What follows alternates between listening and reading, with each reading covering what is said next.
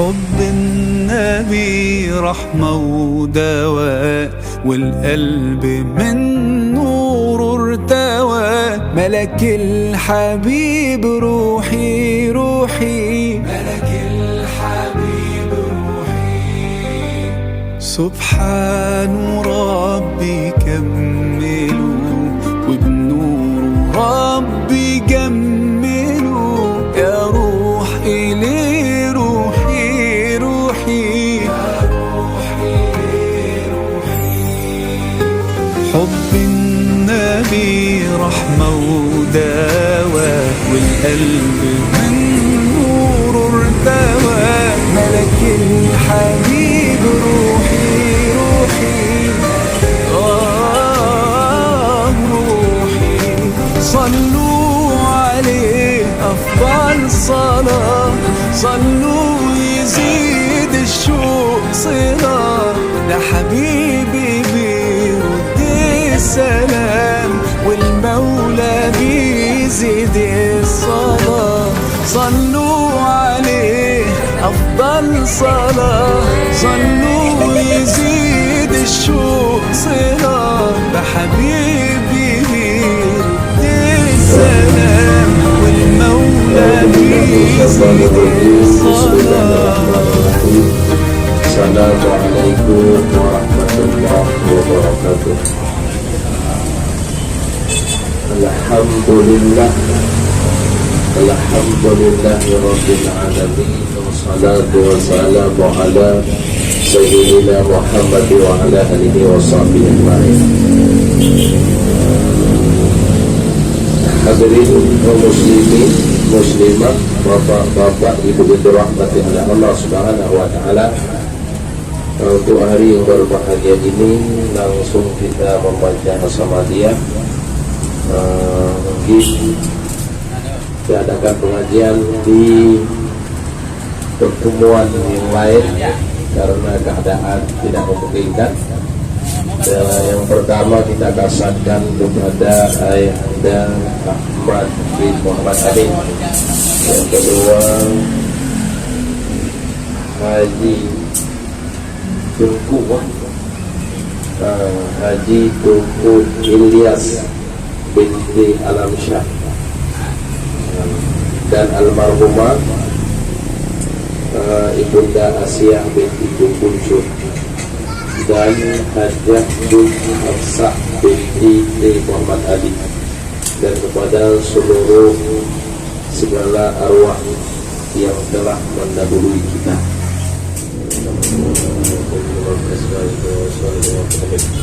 لهم أجمعين الفاتحة. أعوذ بالله من الشيطان الرجيم. بسم الله الرحمن الرحيم. الحمد لله رب العالمين. الرحمن الرحيم. استغفر الله العظيم من كل ذنب عظيم، أولا وآخرا وظاهرا وباطنا. يا غفور يا راحم صل على سيدنا محمد عبدك ورسولك النبي الأمي، وعلى آله وصحبه وسلم. ورضي الله تعالى عن ساداتنا أصحاب سيدنا رسول الله أجمعين. وحسبنا الله ونعم الوكيل، ولا حول ولا قوة إلا بالله العلي الرحمن الرحيم قل هو الله أحد الله بسم الله الرحمن الرحيم قل أعوذ برب الفلق من شر ما خلق ومن شر غاسق إذا وقب لا إله إلا الله لا إله إلا الله لا إله إلا الله لا إله إلا الله لا إله إلا الله لا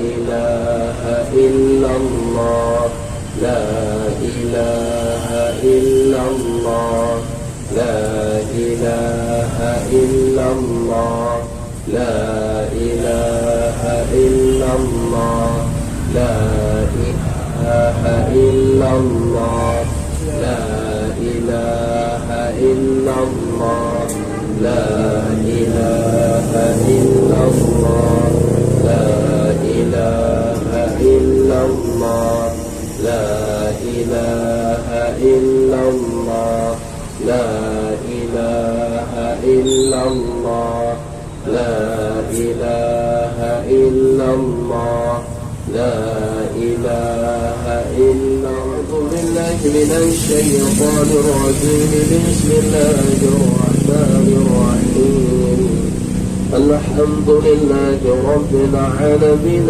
حمدا يوافي نعمه ويكافئ مزيده اللهم اجعل ثواب ذلك خصوصا إلى روح أحمد بن محمد أمين ثم إلى روح إلياس بنت ألمشا ثم إلى روحة أصيح بنت تنبجر ثم إلى روحة حجاج الحفصة بنت محمد أمين وأنت أعرف بهم وبأسمائهم وأصولهم وفروعهم يا رب العالمين وصلى الله على سيدنا محمد وعلى آله وصحبه وبارك وسلم والحمد لله رب العالمين وسلم على النبي سيدنا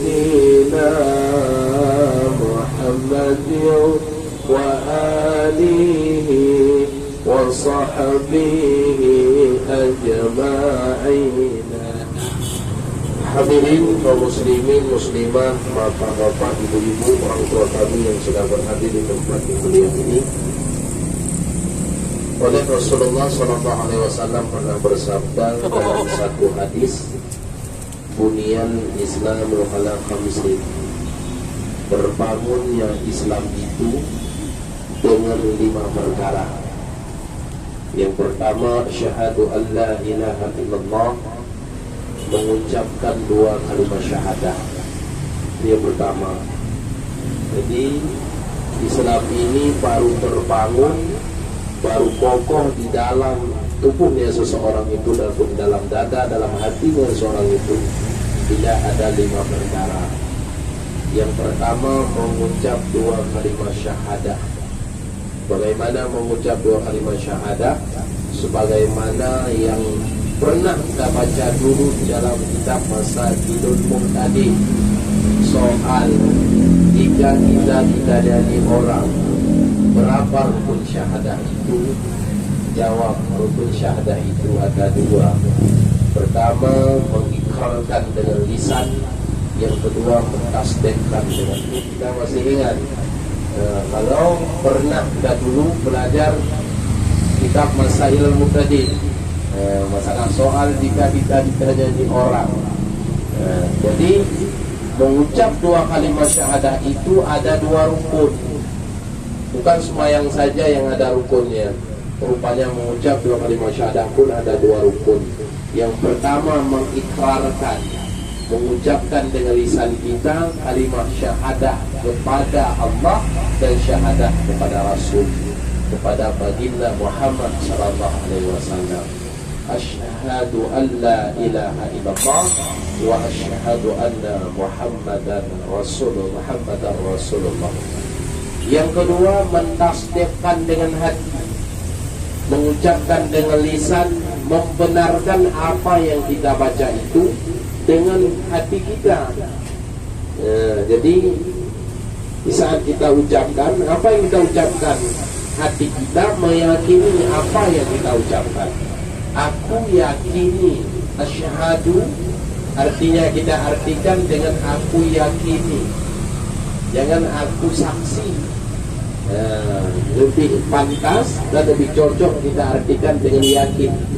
Dan aku yakini tiada Tuhan yang berhak disembah melainkan Allah, dan aku yakini sesungguhnya Muhammad itu benar, dia adalah utusan Allah. Itu yang pertama. Bagi siapa kalimat syahadah itu? Kalimat syahadah itu bagi orang yang mau masuk Islam. Tetapi kalau kita yang lahir daripada ibu yang beragama Islam, langsung kita jadi Islam. Tetapi di saat kita sudah besar karena bandel, keluar daripada agama, mau masuk lagi, baru pakai lagi asyhadu an la ilaha illallah. Tetapi sunnah juga kita, di saat kita mau tidur, di saat kita sesudah wudu, sunnah, dan di dalam sembahyang pun ada kalimat syahadah. Kenapa selalu disunahkan untuk membaca? Ditakutkan ada keadaan kita, yang keadaan kita itu tidak sengaja kita keluar daripada agama Islam, baik dengan lisan kita, baik dengan keadaan tubuh kita, baik dengan hati kita. Bisa jadi dengan banyak mengucapkan, langsung kita masuk ke dalamnya agama kita lagi. Itu yang pertama. Yang kedua, mendirikan sembahyang sehari semalam 5 waktu, sebagaimana yang telah diperintahkan oleh Allah Subhanahu wa taala kepada baginda Rasulullah dan kepada umatnya, yaitu dalam sehari semalam 5 waktu. Salat zuhur, salat asar, salat maghrib, salat isya, dan salat subuh.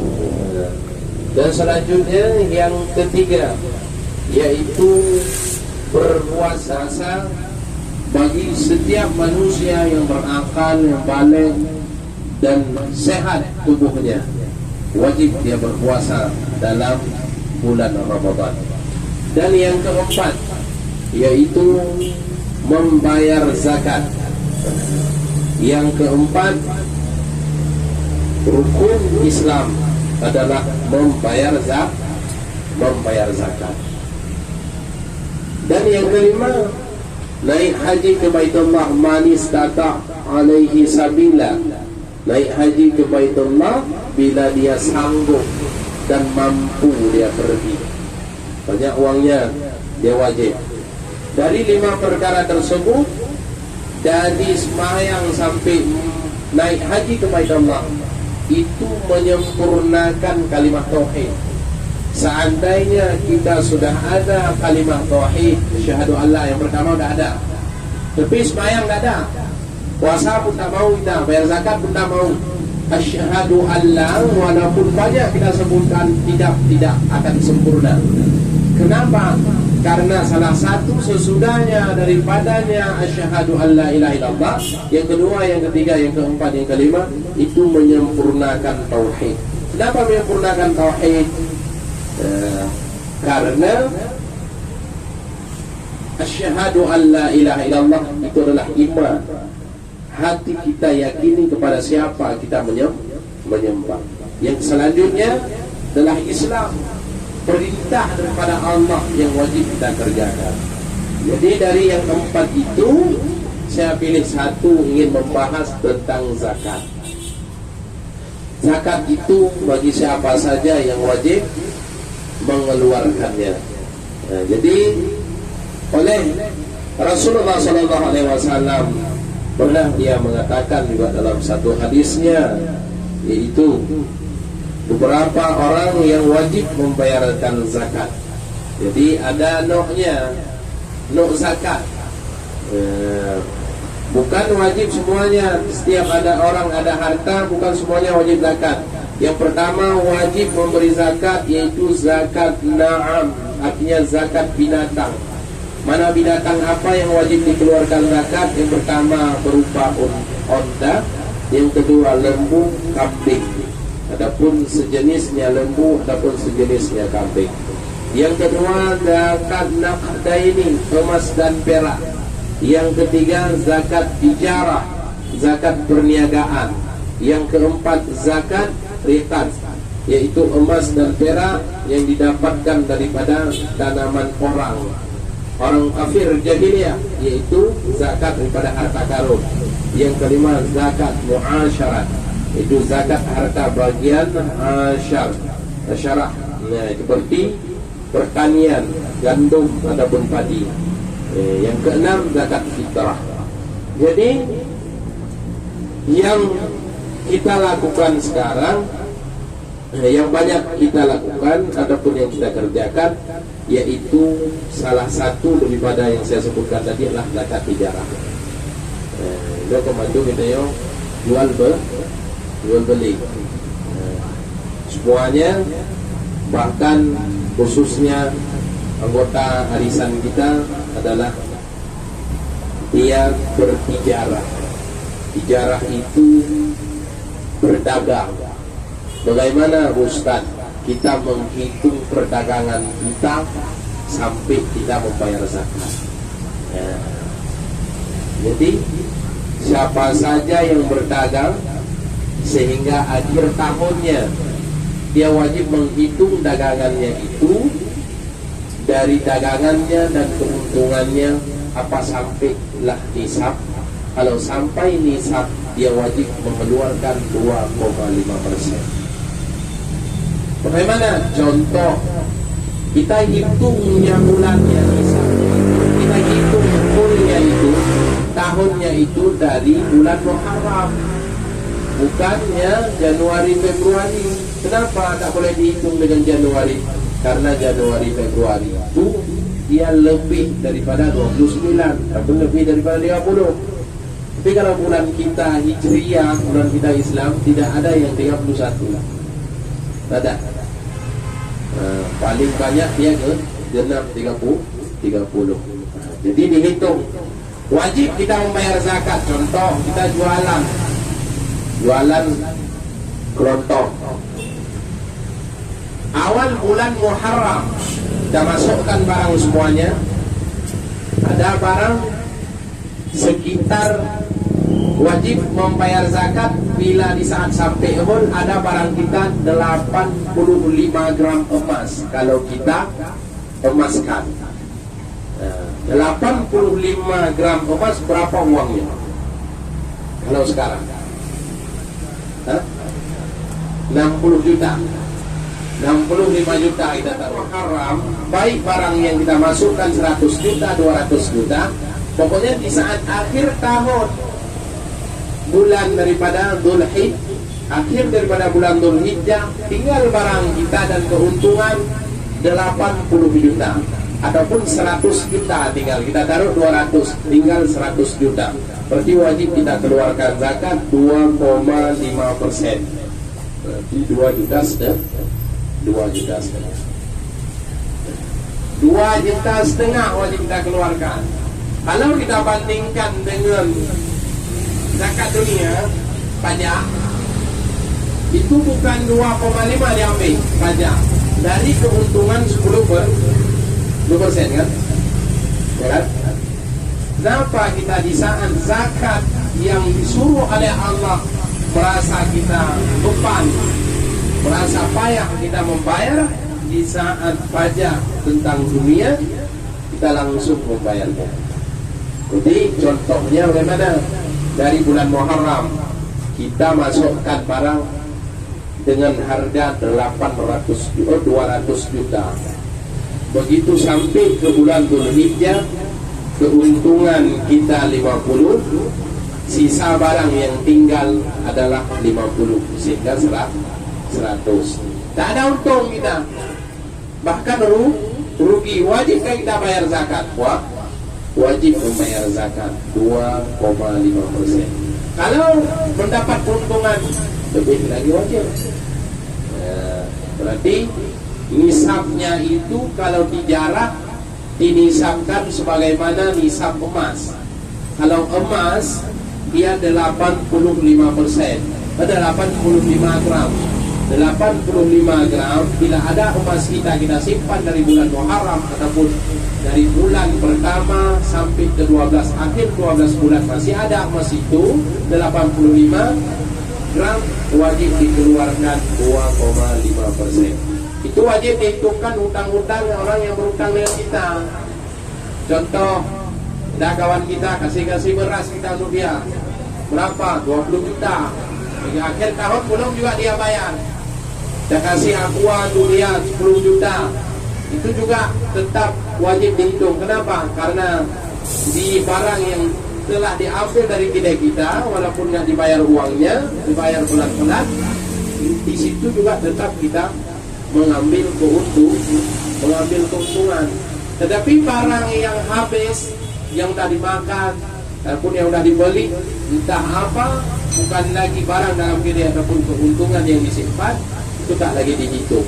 Contoh, dari di bulan pertama sampai bulan kelima Anda dapat uang kita 20 juta, 10 juta kita membeli kereta, 10 juta kita membuat apa contoh WC rumah kita ataupun rehab rumah kita dan sebagainya. Itu tak lagi dihitung karena barang sudah habis. Yang dihitung yang tinggal akhir tahun keuntungan dan barang yang ada dalam kedai kita. Ada pertanyaan?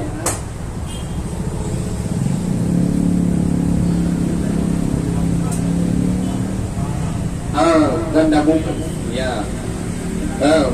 Dah buka kedai, kita buka kedai bukan dari 1 Muharram, berarti dari bulan Ramadan, berarti bulan Ramadan ke depan. Bulan Ramadan ke depan kita wajib membayar. Pokoknya dari hitungannya 12 bulan dengan hitungan bulan Hijriah. Dan zakat yang sudah wajib itu tak boleh untuk ditawakuf. Ditakjil boleh kalau memang yang membutuhkan asnaf zakat itu sangat membutuhkannya. Ditakjil artinya disegerakan membayar boleh. Tetapi ditawakufkan, zakat tahun ini aku mau bayar tahun depan ya. Biar sekalian. Itu hukumnya haram. Jadi kita tawakuf dari saat tahun pertama pada tahun yang kedua itu dihukum haram bagi kita, selalu mendapatkan dosa dengan sebab menghentikan yaitu hak orang lain. Dan selanjutnya orang yang sudah wajib zakat, sudah ada uangnya, sudah ada uang, dia ingin memberi kepada asnaf kepada orang yang berhak menerima zakat, boleh nggak dia memberi ke kampungnya? Ya, kalau mazhab kita Imam Syafi'i, dari mazhab kita Imam Syafi'i tidak boleh menakalkan hasil daripada zakat daripada tempat perniagaannya. Kita bawa ke kampung boleh. Itu kalau mazhab kita Imam Syafi'i. Kenapa? Karena hasil zakat daripada tempat kita bekerja, di tempat kita buka kedai, itu hanyalah untuk fakir miskin yang ada di sekeliling kita. Tak boleh kita bawa pulang. Tetapi kalau dalam mazhab Imam Hanafi, dia memperbolehkan untuk menakalkan. Mazhab Syafi'i pun boleh menakal seandainya di tempat dia berdagang itu tidak ada lagi asnaf yang berhak menerima zakat. Tapi kita urang fakir mesti dari, urang miskin mesti dari. Yang baru dia cok dekatnya kampung. Tapi menyementara wajib kah? Walaupun ada ikhtilaf lama boleh bawa pulang kampung. Tetapi pendapat kuat di dalam mazhab kita Imam Syafi'i tidak boleh untuk menakalkan zakat. Tetapi banyak ustaz saudara-saudara kita di kampung yang lebih fakir dan miskin. Bagaimana ustaz supaya bisa untuk memberi salah satu caranya supaya jangan kita melangkahi nakal zakat, maka kita kasih dulu kepada seseorang yang berhak. Kasih dulu untuk dia. Lepas itu kita minta untuk disedekahkan untuk orang kampung kita sebahagian daripada fakir miskin yang sudah kasih yang ada di sini. Contoh, seperti ini fakir miskin contoh. Saya yang membayar zakat, saya kasih untuk dia 20 juta. Lepas itu saya minta untuk sedekah kepada orang kampung saya. Dari saya kasih itu sebahagiannya. Jika dikasih sama saya kasih untuk orang kampung. Itu boleh. Berarti bukan lagi zakat, sudah sedekah dari bangdai ini yang menerima zakat dia. Nah, supaya hasil apa? Supaya keluarga kita pun dapat merasakan sedikit daripada zakat. Nah, dan selanjutnya ada pertanyaan.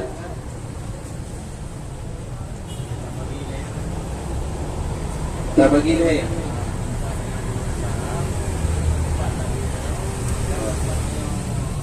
berkeluarga.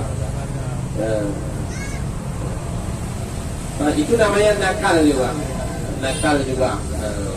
Kalau di dalam ada ikhtilaf ulama daripada mazhab Syafi'i, nakal boleh, tetapi dengan syarat di tempat dia berdagang pun wajib dia dikasih, dan di kampung pun ada dikasih.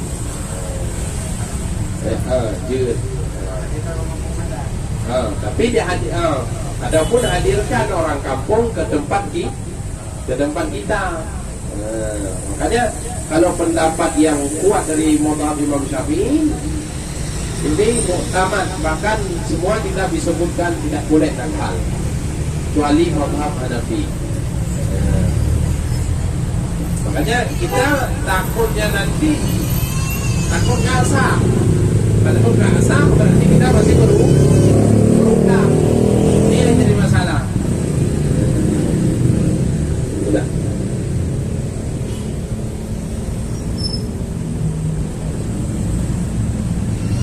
Ada pertanyaan yang lain?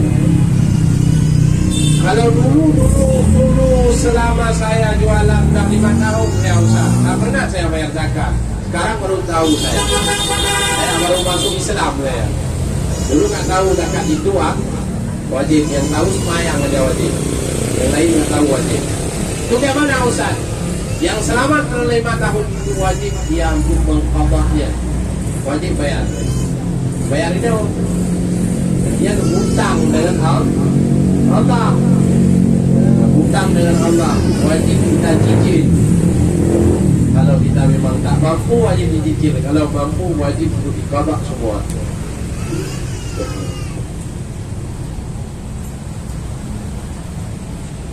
Ada pertanyaan lain?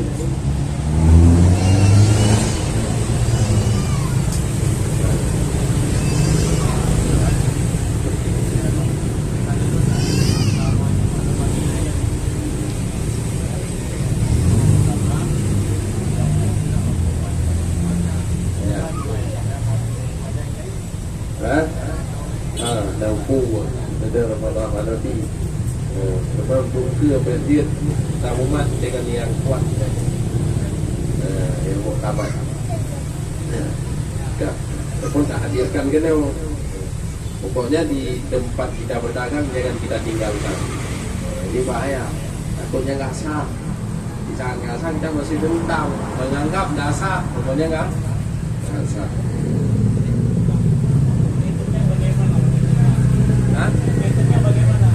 Menghitungnya bagaimana? Begitu sudah sampai tahun 12 bulan, akhir tahun kita hitung semuanya barang yang ada di dalam milik kita. Baik sampai pasta gigi yang kita hitung harga modalnya. Harga modalnya yang kita beli. Contoh beli di sampo berapa itu pasta gigi satu? 2000 kita hitung kalikan berapa dan dia tinggal. Semuanya dihitung. Udah rupanya pas dihitung akhir tahun jumlah di dalam kedai ada uang 50 juta. Kita tengok ada keuntungan yang masih tinggal. keuntungan yang masih tinggal 50 juta, umpamanya 100 juta sama dengan 2 juta setengah isi zakat. Keuntungan 1 miliar berarti 25 juta. Nah, dari seluruh jumlahnya 4 kan? Tabung lebih dia pun lebih kan. Nanti buku nya yang dia mengatakan.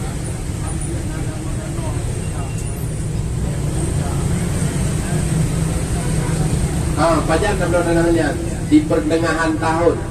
Ada kerali. Ada kerali. Pokoknya yang sudah dikeluarkan daripada itu tidak lagi wajib dihitung. Yang wajib dihitung dari hasil barang dan keuntungan yang masih ada. Tetapi keuntungan yang ada di dalam ATM kita yang sudah dihitung untuk kedepannya nggak ada lagi dihitung. Nah, terlepas dia daripada zakat. Contoh, seperti untung tahun pertama 1 juta, dan ubahnya dari ATM. Buat tahun yang kedua, makanya 1 jutanya pertama, kedua itu. Yang tertutup, yang pertama itu yang wajib dihitung. Yang kepung itu ada bayu. Beda dengan emas. Emas tetapi dah kuat, tetapi wajib, tetapi dah kuat, tetapi wajib.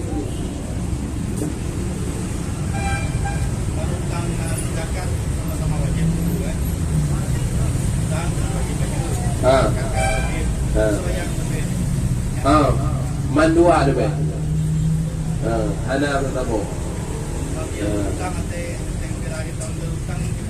Leutang. Yang kita tunggu zakat pun wajib, bagaimana kita harus membayar, utang orang pun harus membayar. Tetapi kalau zakat dengan fakir miskin tidak bisa kita langsung meminta maaf besok hari. Tetapi kalau zakat dengan manusia yang kita berjanji, boleh kita datang ke rumahnya. Ini 2 bulan lagi ataupun 3 bulan lagi baru aku bayar. Ini yatim dia ke fakir miskin. Jadi harus wajib didahulukan zakat. Wajib didahulukan zakat. Lepas itu baru dibayar yang kita berjanji dengan manusia. Dengan catatan kita datang kepadanya. Ini contoh wajib takdir dunia ini. Yang kita laki maha fakir miskin dong nak bayar ini. Kan? Hancur karena itu perintah apa? Allah doa supaya orang yang lagi mahu hancur tetap. Makanya dia manusia yang ada yang berjanji bisa kita datang ke rumahnya. Dia bilang 2 bulan 3 bulan lagi yang bayar utang itu. Oh ya boleh. Ya.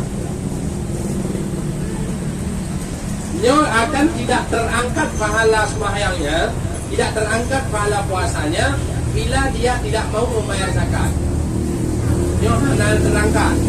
Artinya sembahyang yang dia lakukan, puasa yang dia lakukan tidak akan mendapatkan nilai daripada Allah Ta'ala bila zakat dia tidak membayar. Selama dia belum membayar zakat, maka nilai yang sembahyang dia dan puasa dia, sedekah dia tidak akan terangkat. Bila sudah melunasi semua, baru dihitung oleh Allah Subhanahu wa Ta'ala sebagai nilai dia berbuat ibadah kepada Allah. Dia raya ancaman ini. Raya. Bahkan kalau dulu diperintahkan orang yang tak bayar zakat itu dibunuh, adapun dirampas hartanya, dirampas oleh negara langsung hartanya, oleh khalifah. Tapi dikarenakan negara kita bukan negara khalifah, tak bisa dirampas. Kalau dulu dipaksa ambil oleh khalifah, karena untuk menyelamatkan manusia, ataupun untuk menjauhkan daripada musibah.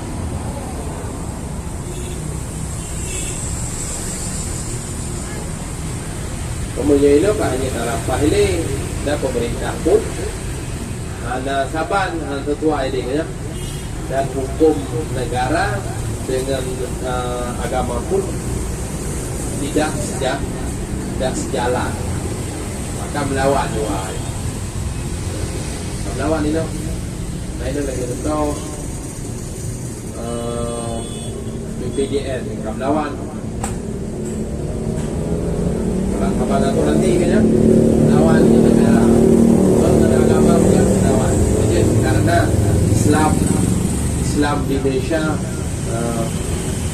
beli agama Islam bahkan yang menguasai cara hampir sama nongklok menguasai keadaan negara Islam nongklok kafir pun lima nongklok kalau tidak keadaan ni kabrak awak kafir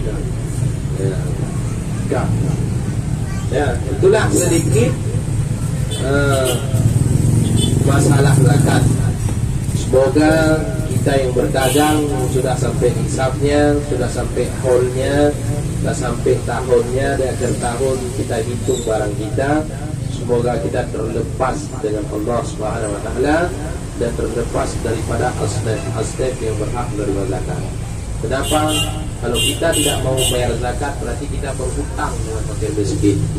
Banyak harta kita, tapi di dalam harta kita ada hak-hak fakir miskin.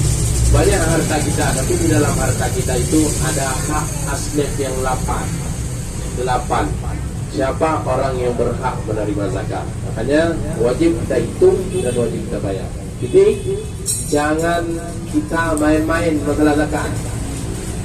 Allah yang gedepu shit karena tengah corona nak upayakan jeutnya yang beda kelunan ya jadi karena Allah lebih mengetahui memang atas nama sampai nisab ataupun dah sampai awalnya sampai di saat di akhir tahun di saat kita hitung barang kita wajib bayar zakat walaupun keadaan kita lagi sakit, walaupun keadaan kita sangat membutuhkan uang. Yung perlihat apa yang nodar mo, nanti may dagdag kaliyo. Tulog ko na may ito. Yung nodar mo ini. Nah, dia itu merampas harta fakir miskin, merampas hak-hak asnaf yang 8. Walaupun rampas itu dengan secara hormat, tidak tangkap polisi. Tetapi kita sudah ada dalam catatan Allah Ta'ala, kita orang yang menegah daripada zakat, tidak mau membayar zakat. Wallahu a'lam bishawab. Nah, jadi inilah dapat disampaikan, lebih dan kurang mohon diperbanyak maaf. Saya akhiri dengan kalam wabillahi taufiq wal hidayah. Assalamualaikum warahmatullahi wabarakatuh. Terima kasih kepada guru kita yang telah menguraikan masalah ilmu zakat. Bagaimana kitanya memandum adalah ulun yang berhak untuk membayar zakat, yang selama ini mungkin ada simpang siur jelas. Semoga apa disampaikan oleh Ustaz tadi menjadi pencerah. Itu saja dapat saya sampaikan. Mohon maaf atas segala kesilapan, dan kepada seluruh keluarga yang belum makan, coba makan untuk tenaga sehingga bisa melaksanakan ibadah. Dan juga kepada tuan rumah kami ucapkan terima kasih banyak yang telah menyediakan tempat dan makanan sehingga bisa memberi tambah tenaga untuk ibadah dan kita pulang ke rumah masing-masing dengan selamat. Wabillahi taufiq wal hidayah. Assalamualaikum warahmatullahi wabarakatuh. Warahmatullahi wabarakatuh. Alhamdulillah rabbil alamin, wassalatu wassalamu ala asyrafil anbiya'i wal mursalin wa ala alihi wa sahbihi ajmain. Pertama-tama yang pertama, mari puja dan syukur kepada Allah Subhanahu wa taala yang mana pada hari yang berbahagia ini kita diberi kesehatan, kesempatan. Semoga kita telah dapat hadir bersama dalam hari yang berbahagia ini dalam rangka arisan keluarga atau pengajian yang rutin kita lakukan. Kemudian selawat dan salam mari sama-sama kita hadiahkan kepada alam Nabi besar Muhammad sallallahu alaihi wasallam yang telah membawa umat dari zaman yang penuh kemaksiatan kepada alam yang penuh berpendidikan. Kemudian kata-kata penghormatan saya berhormatan kali pertama sekali kepada Al-Mukarram Hidayat Dr. Ihsanuddin yang telah memberi sedikit ilmu pengetahuan kepada kita. Semoga apa yang disampaikan kepada kita hari ini bisa jadi pelajaran dalam kehidupan kita sehari-hari. Dan juga saya selaku ahli bait mengucapkan banyak terima kasih kepada bapak-bapak dan ibu-ibu, saudara-saudara sekalian yang telah sudi kiranya melangkah ke tempat kami ini, mungkin dalam penyambutan atau penempatan yang serba kekurangan. Saya sekali lagi mohon maaf, beri maaf. Juga mungkin makanan dan panganan yang kami sediakan mungkin ada kekurangan asam garamnya, juga saya mohon maaf. Mungkin ini saja yang dapat saya sampaikan. Lebih dan kurang saya mohon maaf. Wabillahi taufiq wal hidayah. Wassalamualaikum warahmatullahi wabarakatuh.